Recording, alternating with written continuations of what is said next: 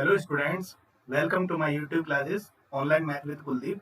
आज हम पढ़ेंगे इंजीनियरिंग मैथमेटिक्स सेकंड में यूनिट 5 जो है कॉम्प्लेक्स वेरिएबल इंटीग्रेशन। तो सबसे पहले हम सिलेबस देख लेते हैं। इसका सिलेबस जो है वो इस तरह से है। ये है यूनिट 5 कॉम्प्लेक्स वेरिएबल इंटीग्रेशन। देखिए, इसमें हम पढ़ेंगे कॉम्प्लेक्स इंटीग्रेशन के बारे में। उसी के लिए हेल्प करने के लिए जो आगे है वो है कोची इंटीग्रल थ्योरम। उसी की हेल्प से हम कॉम्प्लेक्स इंटीग्रल को इवेलुएट कर सकते हैं बहुत ही आसान तरीके से। सेम उसी पर बेस्ड है Cauchy integral formula and then Taylor's and Laurent series. उसके बाद हम अप्लाई करेंगे सिंगुलरिटीज क्या होती हैं और उसकी क्लासिफिकेशन।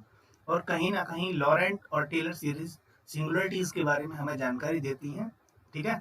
उसके बाद हम किसी भी एनालिटिक फंक्शन का, जो कि एनालिटिक फंक्शन यूनिट 5 में पढ़ चुके हैं, कौन सी होती है यूनिट 5 में, यूनिट 4 में, वो फंक्शन जो सभी पॉइंट पर डिफरेंशियल हो एंटायर कहलाती हैं इन कॉम्प्लेक्स प्लेन। और अगर किसी पर्टिकुलर प्लेन किसी पर्टिकुलर पॉइंट पर डिफरेंशियल हो और उसके अराउंड किसी नेबरहुड में भी डिफरेंशियल हो तो वो उस पॉइंट पर एनालिटिक कहलाती है। ठीक है। उसके बाद हम पढ़ेंगे रेसिड्यूज क्या होते हैं, फिर किस तरह से कोची रेसिड्यू थ्योरम हेल्प करती है कॉम्प्लेक्स इंटीग्रेशन को सॉल्व करने में। ये सब चीजें हमें पढ़नी है। ठीक है ना। तो ओवरऑल जो हमें पढ़ना है वो पढ़ना है कॉम्प्लेक्स इंटीग्रेशन। उसी पर बेस्ड है Cauchy integral theorem, Cauchy integral formula और Taylor Laurent series and singularities. ये अलग चीज है, बट ये कहीं ना कहीं हमें कॉम्प्लेक्स फंक्शन के बारे में ही जानकारी देती है। ठीक है। तो मैं स्टार्ट करने जा रहा हूँ कॉम्प्लेक्स इंटीग्रेशन। देखिए, सबसे पहले हमें ये जानना जरूरी है कि कॉम्प्लेक्स इंटीग्रेशन में हमें कॉम्प्लेक्स नंबर का ही यूज होगा। तो सीधी सी बात है, हमें z जो है हमारा कॉम्प्लेक्स नंबर है। वेयर z इक्वल टू कितना है, x प्लस आई बाई, और dz का मतलब यहाँ पर कितना है, dx plus i d y. अब इंटीग्रेशन के नीचे ये तुमने c देख रहे हो, ये c क्या लिखा हुआ है, c का मतलब है कि ये जो इंटीग्रेशन हम इवेलुएट कर रहे हैं, लाइन इंटीग्रल कहलाएगा ये ओवर द कर्व c या अलोंग द कर्व c। ठीक है। इसको कंटूर भी बोल देते हैं।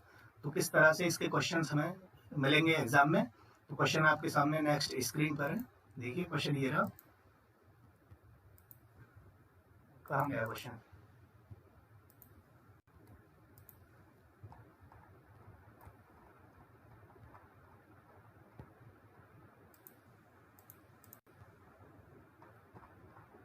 क्वेश्चन ये रहा। Question number first, evaluate. ये इंटीग्रल दिया हुआ है जिसकी लिमिट है 0 से लेकर 3 plus I Z square D Z, और किसके अलोंग करना है। तो फिर इसने कर्व दे रखे हैं। सबसे पहला जो कर्व है वो लाइन है y equal to x upon 3, और उसके बाद है कि रियल एक्सेस पर जाना है 3 तक, और उसके बाद वर्टिकली जाना है 3 प्लस आई तक। मतलब जाना 0 से लेकर 3 प्लस आई है, बट रास्ते अलग अलग हैं, और जो रास्ते हैं वही कर्व हैं, तो उन्हीं के अलोंग हमें इंटीग्रेट करना है। और उसके बाद है पैराबोला। तो क्वेश्चन को स्टार्ट करने से पहले थोड़ा सा मैं कॉम्प्लेक्स नंबर्स का इंटीग्रेशन वो इंट्रोडक्शन दे देता हूँ कि कॉम्प्लेक्स नंबर किस तरह से हम डिजाइन करते हैं और किस तरह से एक्स वाई प्लेन में देखते हैं। देखो भाई, सबसे पहले हम इतना तो जानते हैं कि ये सब नेचुरल नंबर होते हैं। 1 2 3 4 5, all of these numbers are natural number. उसके बाद होल नंबर भी पढ़ रखे हैं हमने, ये 0 1 2 3 4 5 ये सब। उसके बाद हमने इंटीजर भी पढ़ लिए थे, यानी 0 भी प्लस माइनस 1 भी प्लस माइनस 2 भी, all of this numbers are integer. उसके बाद हमने रैशनल नंबर पढ़े कि कोई भी दो इंटीजर उठा लो, p अपॉन क्यू की फॉर्म में रखो, लेकिन शर्त ये है कि q हमारा नॉन जीरो होना चाहिए। ठीक है ना। तो ये हमारे क्या कहलाएंगे, इंटीजर। इनको बोल देते हैं नॉन रिपीटिंग हो या फिर टर्मिनेटिंग हो। ऐसे नंबर्स क्या कहलाते हैं हमारे, रैशनल नंबर। जैसे 2.3, तो ये कैसा है, रुक गया यहाँ पर, तो इसको बोलेंगे टर्मिनेटिंग, तो ये रैशनल नंबर। अगर ये ऐसा होता 2.222 3 और इस तरह से रिपीट करता रहता, फिर 2 फिर 3 तो इस टाइप से, या फिर ऐसा होता 2.3333 और इनफाइनाइटली रिपीट करता, तो ये भी नंबर क्या कहलाएगा, रैशनल नंबर। लेकिन जो ना तो नॉन रिपीटिंग हो और नॉन टर्मिनेटिंग हो, वो क्या कहलाएंगे, इर्रेशनल नंबर। क्या कहलाएंगे, इर्रेशनल नंबर। ठीक है। और अगर मैं रैशनल और इर्रेशनल को एक साथ कलेक्ट कर लेता हूँ तो ये सारे नंबर कहलाते हैं मेरे रियल नंबर। अब मेरा समझाने का ये पर्पस इसलिए है कि हमें रियल नंबर के बारे में जानकारी होनी चाहिए। अब रियल नंबर तो हमें पता चल गया कि रैशनल और इरेशनल को मिलाने के बाद रियल नंबर बनता है। अगर हम एक्स वाई प्लेन में बात करें तो ये जो पूरी माइनस इन्फिनिटी से लेकर प्लस इन्फिनिटी तक है, ये पूरा जो रियल एक्सिस बोलते हैं इसको, हम इसको रियल नंबर पे डिनोट कर देते हैं, यानी रियल नंबर सारे रियल एक्सिस पर लाई करते हैं। यहाँ माइनस इन्फिनिटी अगर हम बात करेंगे कि 2 कहाँ लाई करेगा, तो 2 यहाँ पॉजिटिव साइड। अगर हम अब बात करेंगे -2 तो -2 नेगेटिव साइड। अगर हम बात करेंगे 1/2 तो 1/2 यहाँ पर कहीं 1 होगा, उसके जस्ट हाफ में यहाँ 1/2 लाई करेगा। तो इस तरीके से हम कोई भी रियल नंबर को रियल एक्सिस पे रिप्रेजेंट कर सकते हैं, ठीक है ना। तो अब देखते हैं कॉम्प्लेक्स नंबर क्या होता है। तो कॉम्प्लेक्स नंबर को समझने के लिए कॉम्प्लेक्स नंबर, देखिए कोई भी 2 रियल नंबर ले लो, मैंने मान लेता हूँ लेट x और y क्या है, 2 रियल नंबर है। Then x plus i y is called complex number. ये क्या कहलाएगा हमारा कॉम्प्लेक्स नंबर। तो डेफिनेशन तो कोई ज़्यादा बड़ी नहीं है, लेकिन इसको समझना हमें आना चाहिए कि कोई भी 2 रियल नंबर लो और x प्लस आई वाई की फॉर्म में उसको लिख दे रहे हो, तो ये क्या कहलाएगा कॉम्प्लेक्स नंबर। अच्छा, वेयर आई को बोलते हैं fourth root of unity, fourth root of unity मतलब इसका क्या है, जैसे आई की पावर 4 करेंगे ये हो जाएगा 1, और आई की वैल्यू होती है √-1, ठीक है। तो अगर मैं बात ये है कि मैंने रियल नंबर को तो रियल एक्सिस पे रिप्रेजेंट कर दिया, बट कॉम्प्लेक्स नंबर को मैं किस तरह से रिप्रेजेंट करूंगा, तो समझने वाली बात ये है। मान लेते हैं कि हमारे पास ये कॉम्प्लेक्स नंबर है 2 + 3i। कोई भी अगर तुम्हारे लिए कॉम्प्लेक्स नंबर मिलता है, सबसे पहले उसको इस तरीके की फॉर्म में कन्वर्ट करो। अच्छा, इसको एक बात और बता दूं मैं कि मान लेते हैं कि हमारे पास ये कोई कॉम्प्लेक्स नंबर है x प्लस आई वाई, ठीक है ना। तो जो x है वो कहलाता है उसका real part, real part, real part किसका कहलाएगा, इस कॉम्प्लेक्स नंबर z का, ठीक है। और y क्या कहलाएगा उसका, y कहलाएगा इमेजिनरी पार्ट, इमेजिनरी पार्ट, ठीक है। मान लेते हैं कि मैंने थोड़ी देर के लिए x की जगह पर 2 ले लिया, y की जगह पर 3, तो ये हो गया 2 + 3i। तो अब मुझे किस तरह से ये रिप्रेजेंट करना है वो देखना जरूरी है। देखो, तो x यानी जो रियल पार्ट है वो रियल एक्सिस पर दिखाना है, और जो इमेजिनरी पार्ट है वो y एक्सिस पर।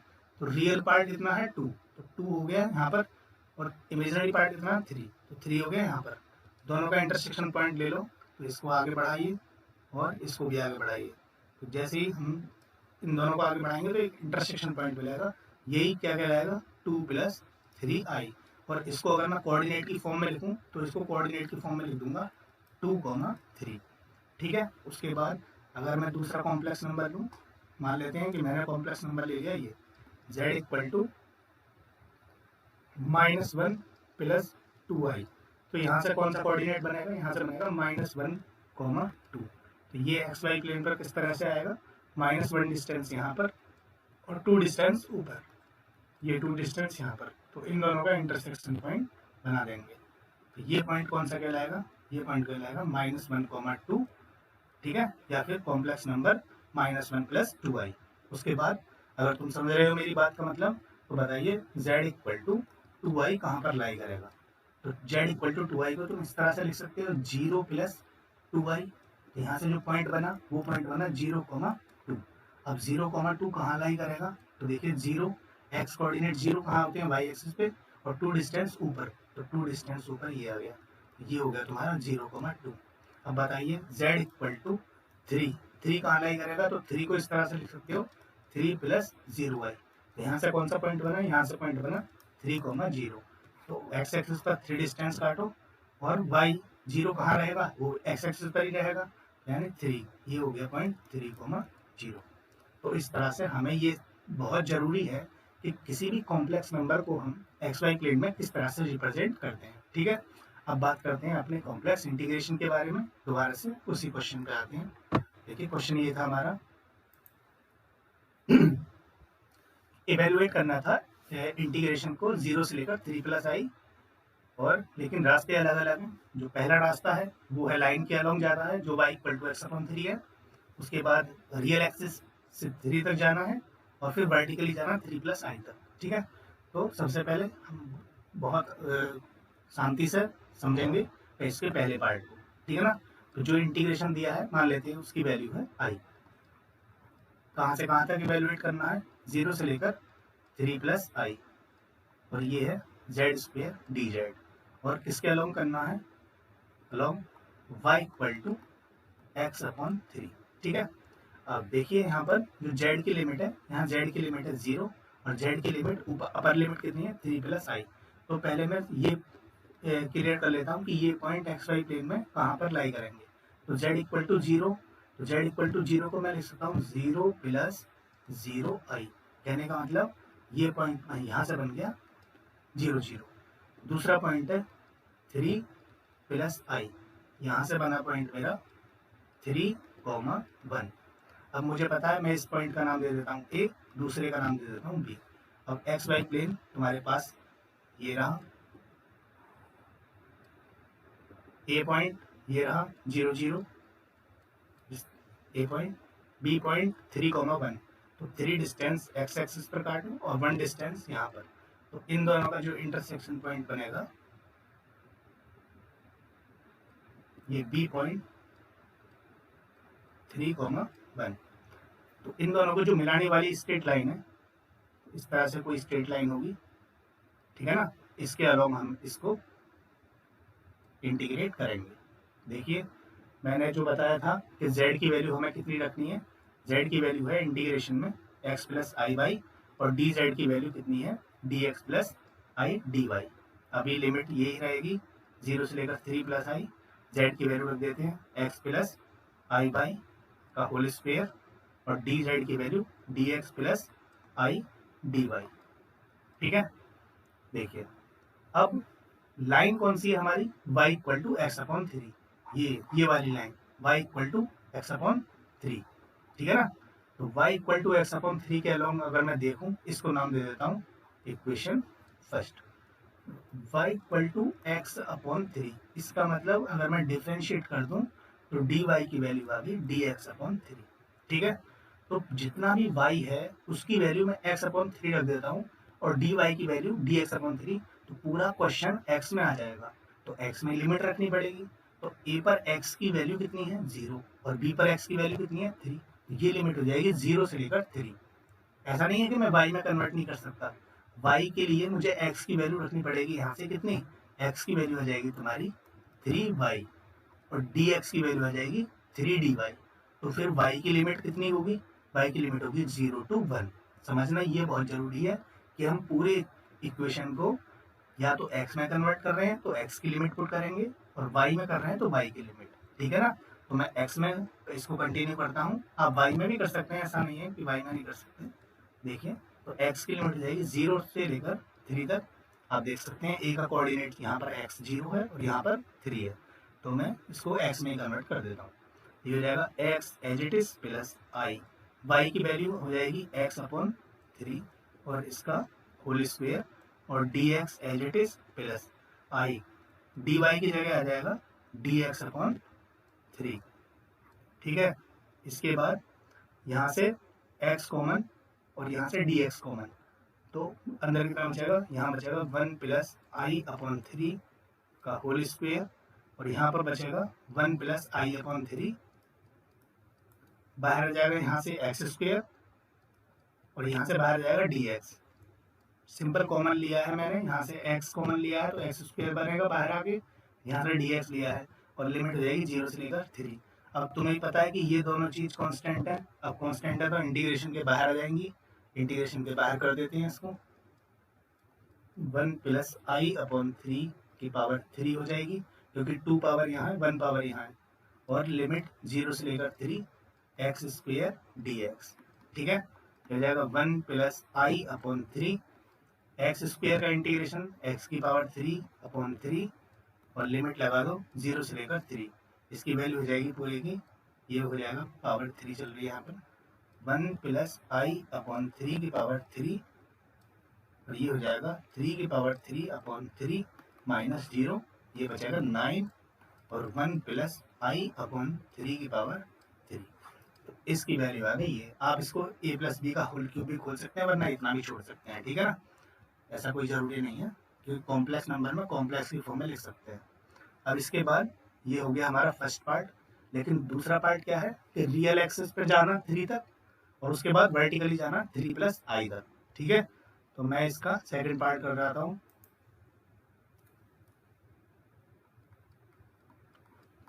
इंटीग्रेशन वही है, आई इक्वल टू 0 से लेकर 3 plus I Z square d Z, ठीक है। और अब की बार रास्ता चेंज हो गया है। रास्ता कौन सा है, बोल रहे हैं कि ये जो पॉइंट था ए और ये जो पॉइंट था यहाँ तुम्हारा बी, जिसके कोऑर्डिनेट थे 3,1 और इसके कोऑर्डिनेट थे 0,0। तो ये बोल रहे हैं अब की बार ए से बी पर डायरेक्ट स्ट्रेट लाइन के थ्रू नहीं जाना है, सबसे पहले ए से जाना है 3 तक। तो 3 यहाँ पर लाई करेगा क्योंकि एक्स का कोऑर्डिनेट यहाँ पर 3 है। तो सबसे पहले आप यहाँ जाइए, इसको मान लेते हैं I1, ठीक है ना। और उसके बाद यहाँ जाइए, तो दूसरा इंटीग्रेशन जो होगा वो होगा I2, ठीक है। तो ए से लेकर इसका कोई नाम डाल देता हूँ मैं, ए से लेकर सी और उसके बाद सी से लेकर बी। तो यहाँ पर I इक्वल टू आ जाएगा I1 प्लस I2, ठीक है। अब I1 की वैल्यू कैसे कैलकुलेट करेंगे और I2 की कैसे करेंगे, वो हमें कर्व की इक्वेशन से पता चलेगा, ठीक है ना। तो सबसे पहले हमें ये जानना जरूरी है कि equation of along A to C, तो उसकी इक्वेशन कितनी है ए टू सी, तो ये है तुम्हारी y इक्वल टू 0, ठीक है ना। अगर तुम्हें नहीं समझ में आता कि इसकी इक्वेशन कैसे निकालें, तो तुम्हें पता है इसके कोऑर्डिनेट कितने हैं 3,0, तो 0,0 और 3,0 से होकर जाने वाली स्ट्रेट लाइन की इक्वेशन यहाँ से निकाल सकते हैं। y minus y1 equal to y2 minus y1 upon x2 minus x1 into x minus x1। इस फॉर्मूले से ये x1 y1 हो जाएगा, ये x2 y2, तो यहाँ से तुम y इक्वल टू 0। ऐसे ही AC के अलोंग कर रहे हैं, तो I1 सबसे पहले मैं I1 को इवेल्युएट करूंगा जिसकी इक्वेशन है y इक्वल टू 0। तो y इक्वल टू 0 है, तो बताइए क्या dy इक्वल टू 0 नहीं होगा, तो dy इक्वल टू भी हो गया 0। सबसे पहले I1 इवेल्युएट करूंगा मैं, देखिए I1 कितना है, I1 है along curve AC z square d z, z की वैल्यू रखिए, जेड की वैल्यू है एक्स प्लस आई वाई का होल स्क्वेयर और डी जेड की value d x plus i d y, ठीक है। अभी लिमिट कितनी है, ए की लिमिट है 0 और सी की लिमिट है 3, ठीक है ना। अब यहाँ पर ये देखना है कि y इक्वल टू 0 दिया हुआ था, तो डी वाई इक्वल टू भी 0 हो गया। इसमें अगर मैं पुट कर दूं तो यहाँ पर बचेगा तुम्हारा 0 से लेकर 3 एक्स स्क्वेयर डी एक्स, इसको इंटीग्रेट कर दो और ये x की लिमिट है। तुम कहोगे कि हमें कैसे पता है x की लिमिट है, तो देखिए a के कोऑर्डिनेट यहाँ पर कितने हैं 0 और यहाँ पर c पर x कोऑर्डिनेट कितना है 3, ठीक है ना, क्योंकि y तो वेरी नहीं कर रहा है यहाँ पर x एक्सिस पर। तो ये हो जाएगा x की पावर 3 अपॉन 3 और लिमिट हो जाएगी 0 से लेकर 3, अपर लिमिट रखेंगे तो हो जाएगा 9 और लोअर लिमिट की वैल्यू 0। ये हो गया I1। इसी के अकॉर्डिंग I2 इवेल्युएट करेंगे। I2 कितना है, I2 है हमारा C से लेकर B तक जाना है और Z square d Z integrate करना है। अब यहाँ पर जो C पर लिमिट है हमारी 3 है और B पर लिमिट कितनी है 3 प्लस आई, जेड की वैल्यू हो जाएगी x प्लस आई बाई, ये हो जाएगा स्क्वेयर और डी एक्स की value d x plus i d y. अब हमें ये सोचना है आराम से कि इक्वेशन सी बी होगी क्या। तो देखिए इक्वेशन सी बी या तो तुम ये वाला फॉर्मूला लगा सकते हो y minus y1 y2 minus y1 upon x2 minus x1, जो कि c के कोऑर्डिनेट भी तुम्हारे पास हैं और b के कोऑर्डिनेट भी तुम्हारे पास हैं। लेकिन एक बात सोचो कि इस पूरी इक्वेशन पे x की वैल्यू कितनी है 3, ये लाइन कौन सी है x इक्वल टू 3, तो इस लाइन की इक्वेशन तो मैं डायरेक्ट ही पता होनी चाहिए, इतना तो हम सीख ही जाते हैं 11th-12th में, है ना। तो इक्वेशन कौन सी है x इक्वल टू 3, इसका मतलब dx इक्वल टू कितना होगा 0, x की वैल्यू 3 रखो dx की वैल्यू 0। तो ये इंटीग्रेशन यहाँ पर 3 से लेकर ये जो 3 प्लस आई आ रहा था ये अब कितना हो जाएगा, अभी चलो इसको 3 प्लस आई रख देते हैं, बाद में देखेंगे कि इसमें बचता क्या है। x की जगह पर 3 आ गया प्लस आई वाई, का होल स्क्वायर, dx की जगह पर 0 तो अंदर बचेगा dy, यानी इक्वेशन में y बचा, तो y की लिमिट हमें पुट करनी होगी, ठीक है ना। तो y कहाँ से कहाँ तक वेरी कर रहा है इसमें, तो देखिए C पॉइंट पे y कोऑर्डिनेट कितना है 0, और जबकि B पॉइंट पर y का कोऑर्डिनेट कितना है 1, ठीक है ना। तो हमें y के कोऑर्डिनेट रखने पड़ेंगे, तो लिमिट क्या आ जाएगी तुम्हारी 0 to 1, ये i बाहर आ जाएगा, लिमिट हो जाएगी 0 to 1 और 3 प्लस आई वाई का होल स्क्वायर डी वाई, यहाँ पर आई एज इट इज, इसका इंटीग्रेशन करेंगे तो ये जाएगा 3 प्लस आई वाई की पावर 3 और अपॉन में 3 और अपॉन में वाई का जो कोफिशिएंट होता है वो आ जाता है आई, और ये हो जाएगा 0 to 1। अगर मैं इसकी लिमिट लगा दूँ, ये आई से आई कैंसिल आउट हो जाएगा, 1/3 बाहर आ जाएगा।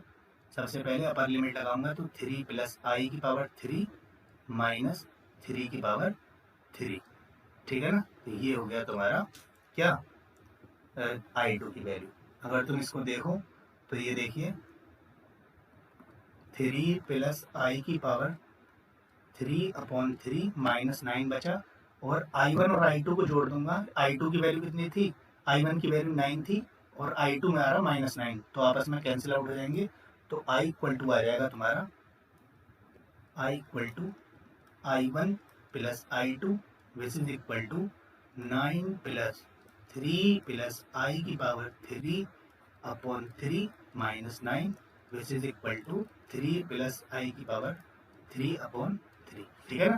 तो ये हो गया तुम्हारा कॉम्प्लेक्स इंटीग्रेशन, ठीक है ना। इसी तरीके से सारे क्वेश्चन होने हैं, बस तुम्हें कर्व की इक्वेशन पता होनी चाहिए, ठीक है। चलो मैं एक और क्वेश्चन करवा देता हूँ इसी पर थोड़ा सा।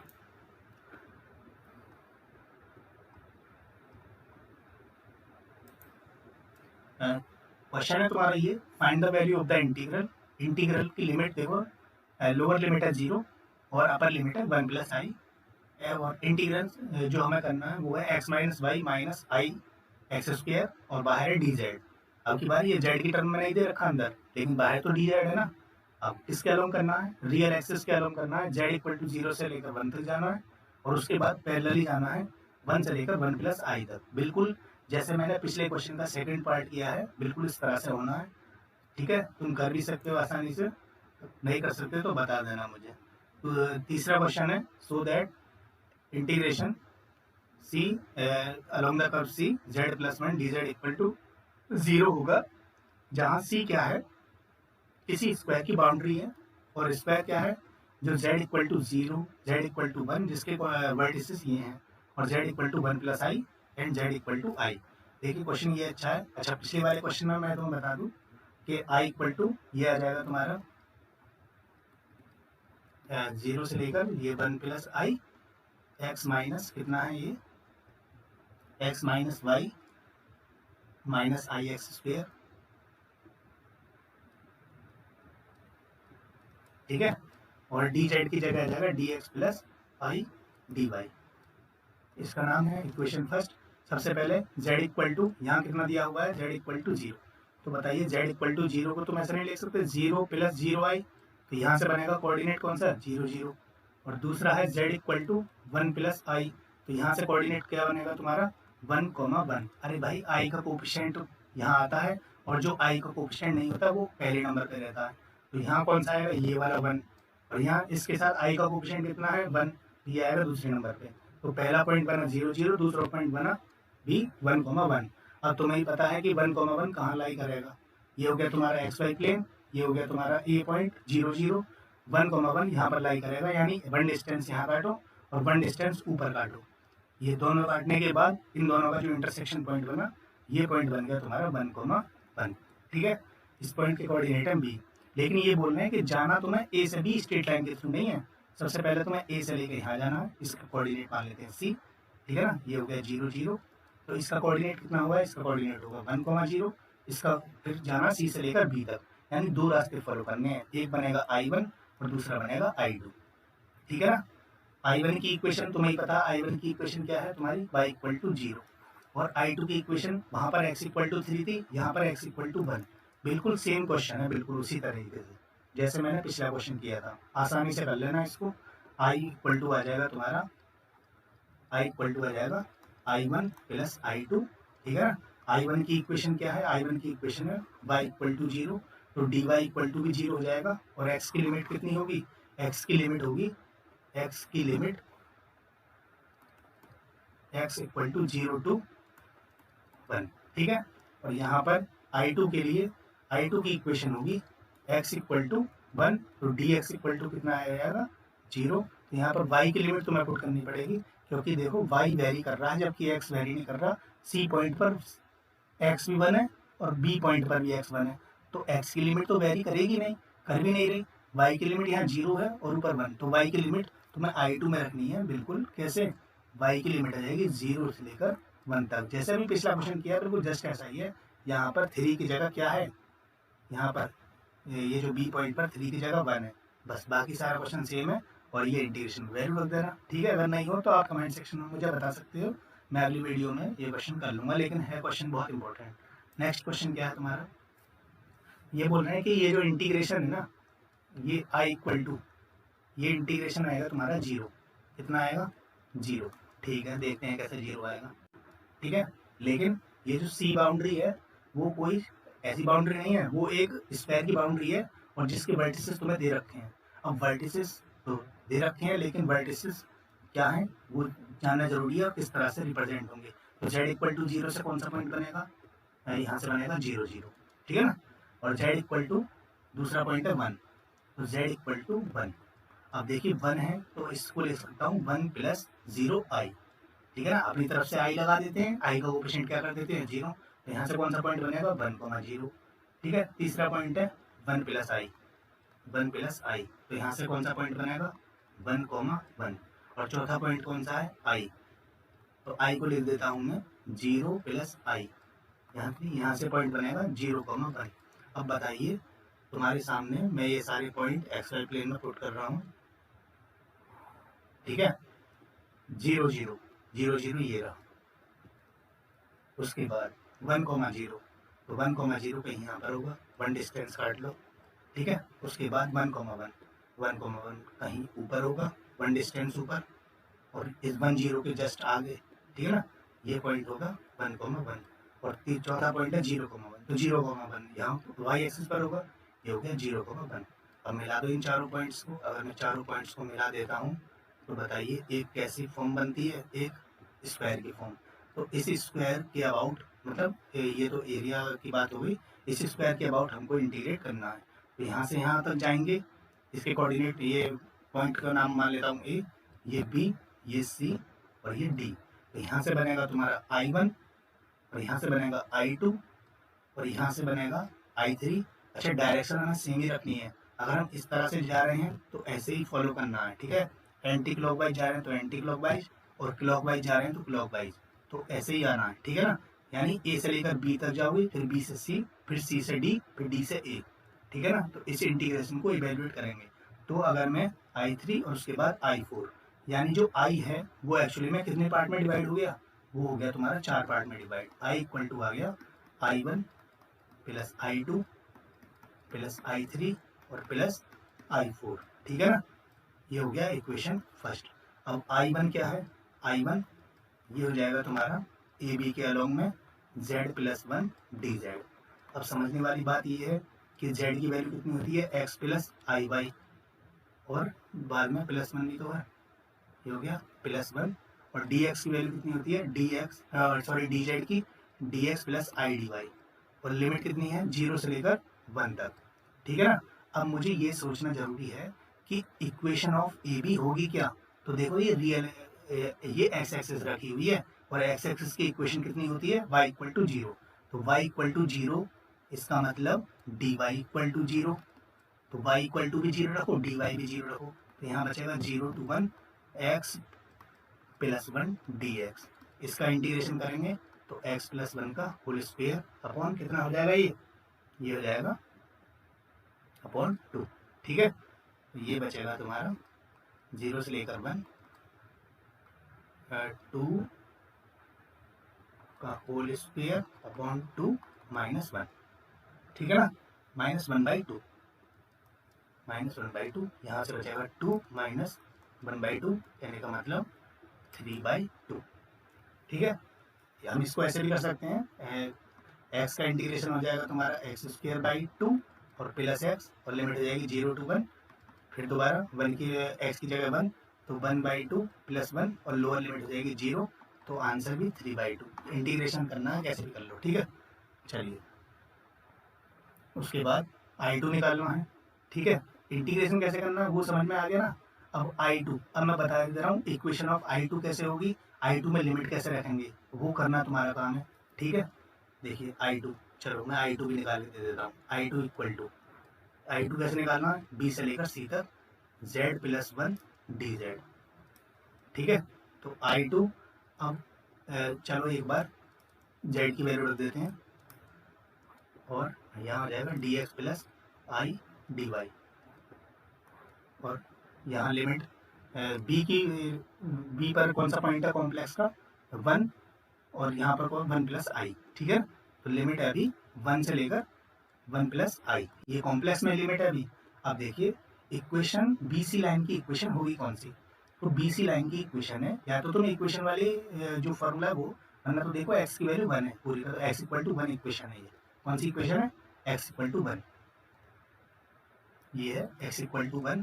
तो बताओ dx इक्वल टू कितना हो जाएगा 0। इसका मतलब y में हमें वैल्यू पुट करनी होगी। y की लिमिट कितनी है, y की लिमिट b पॉइंट पर तुम्हें भी दिखा है 0 है और c पॉइंट पर कितना है 1, तो 0 से लेकर 1, 0 से लेकर 1, x की जगह तुम्हें कितना रखना है 1। अब जब x की जगह 1 रखोगे तो 1 और 1 ये हो जाएगा 2, तो 2 प्लस आई बाई और यहाँ dx की जगह 0 हो जाएगा, बचेगा आई dy।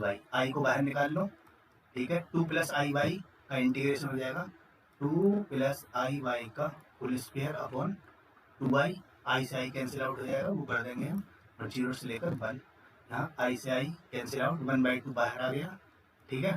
तो यहाँ जाएगा 2 प्लस आई का स्क्वायर माइनस 2 का स्क्वायर, ठीक है।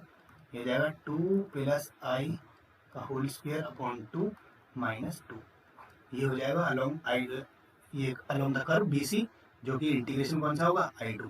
इसी तरह से I3 निकाल लेना। I3 की इक्वेशन क्या होगी, I3 की इक्वेशन बता देता हूँ, y इक्वल टू 1 और उसके बाद I4 में इक्वेशन कौन सी होगी, x equal to 0।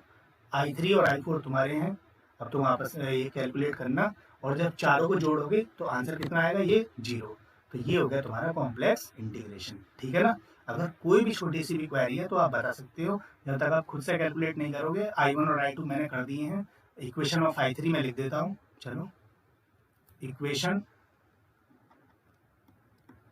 Of I3 कितनी होगी, ये होगी तुम्हारी y इक्वल टू 1। इसका मतलब यहाँ से हो जाएगा y इक्वल टू 1 और dy equal to 0, dy equal to 0 और यहाँ पर x की लिमिट पुट करनी है, तो x की लिमिट कितनी आएगी।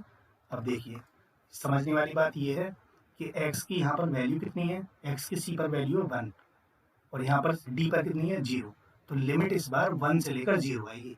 कितनी आएगी, 1 से लेकर 0 और y इक्वल टू 1 रख देना, dy इक्वल टू 0 और इंटीग्रेट कर देना, ठीक है। ऐसे ही I4 के लिए, जो I4 की इक्वेशन है, I4 की इक्वेशन है यहाँ पर x इक्वल टू 0, कितनी है, x equal to 0, x equal to 0 है, तो बताओ कितना हो जाएगा, dx इक्वल टू 0। अब जैसे ही तुम इसमें वैल्यू रखोगे x भी 0 dx भी 0, बचेगा कितना, dy। अब y की लिमिट पुट करनी है तुमको, तो y की लिमिट यहाँ पर कितनी है, d पर y की लिमिट है 1 और a पर कितनी लिमिट है 0, तो इस बार जो y की लिमिट आएगी वो आएगी 1 से लेकर 0, ठीक है। और x की जगह 1, तो बचेगा तुम्हारा आई वाई, यहाँ बचेगा, देखो इक्वेशन में x की जगह 0 और y की जगह सॉरी x की जगह 0 और dx, x की जगह 1 आ जाएगा, x की जगह क्या आएगा 0। हाँ इक्वेशन कितनी है, x I4 में बता रहा हूँ, x की जगह 0 dx बराबर 0, तो बचेगा आई वाई प्लस 1 और आई dy। अब सिंपल इसको इंटीग्रेट कर लेना, ठीक है। और ऐसे ही जो इसमें है I3 में y की जगह पे 1, तो ये हो जाएगा x प्लस आई प्लस 1, y की जगह 1 रख दिया मैंने और dy की जगह 0, तो यहाँ बचेगा dx। इसको इंटीग्रेट कर देना, बस खत्म कहानी। ये हो जाएगा x प्लस आई प्लस 1 इसका पूरे का होल स्क्वायर अपॉन 2 और लिमिट रख देना इसकी कितनी 0 to 1। ये हो गया इवेल्युएट, I4 भी हो जाएगा इस तरह से। ये हो गया तुम्हारा कॉम्प्लेक्स इंटीग्रेशन। ठीक है, अगर कोई भी क्वेरी है तो आप कमेंट सेक्शन में आराम से बता सकते हैं, मैं इसको सॉल्व कर दूंगा। वैसे ऐसा कुछ है नहीं इसमें सॉल्व करने का। ठीक है, thank you so much for watching this video. अभी मैं और इसी यूनिट 5 पे और वीडियो बनाने जा रहा हूँ, जो कि आप आगे मिलेंगी कोची इंटीग्रल थ्योरम और उसकी डेरिवेटिव पर, उसके बाद टेलर और लॉरेंट सीरीज, और उसके बाद सिंगुलरिटी और रेसिड्यू पे वीडियो बनाऊंगा। ठीक है, ये हमारा फर्स्ट लेक्चर है अभी। Okay, thank you so much.